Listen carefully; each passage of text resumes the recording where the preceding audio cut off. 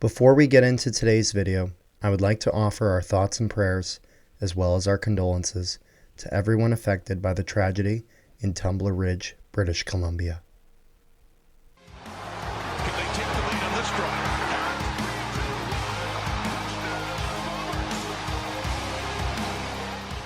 Welcome back, ladies and gentlemen, to Canadian Football Central CFL content for the fans, by the fans. And we got another signing here, this time for the Montreal Alouettes, as former Riders offensive lineman Braydon Noll is going to be headed over to the Alouettes for what I believe is a one-year deal. If it's not, it'll be updated in our title. But I think this is a one-year deal. Is that right, Rick? To be honest, I haven't even... Yeah. Our people have not been told anything otherwise. Yeah. He had... yes, it is a one-year deal. Yeah, 6'4", 297 pounds. He had played, appeared in 11 games, only making one start where he started at center. He had been helpful in them on their quest. He got his gonna be getting his Grey Cup ring.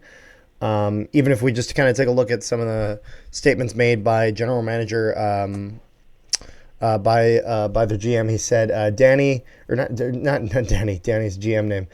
Braydon adds depth to our offensive line, and as the season progresses, we know how valuable his services will be. In just 4 seasons, he has won the Grey Cup twice. Oh, is that right? Shit. Yeah, because he was with the Riders in 2024 and 2025, and then he was with Toronto. Just before that, he's got 2 Grey Cup wins.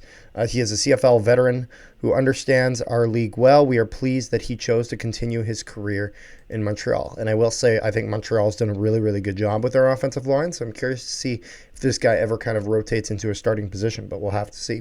Him being able to play fill in at center, though, is good because that's kind of one of the harder ones to fill in. He is from Orangeville, Ontario.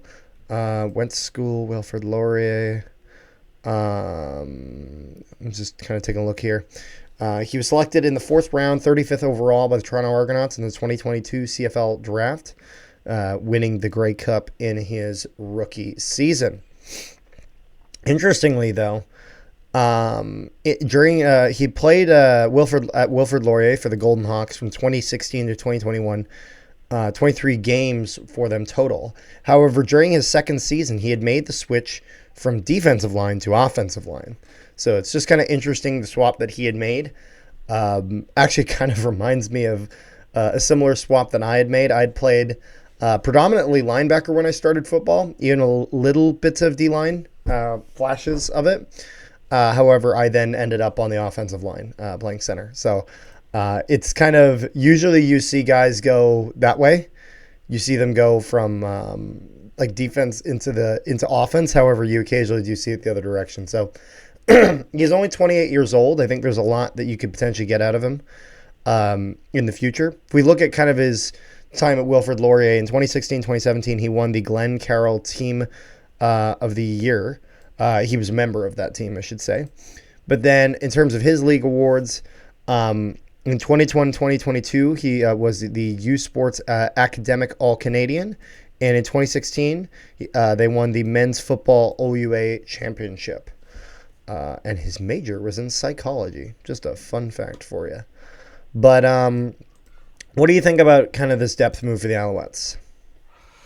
I mean, eventually they lost, 2 offensive linemen in...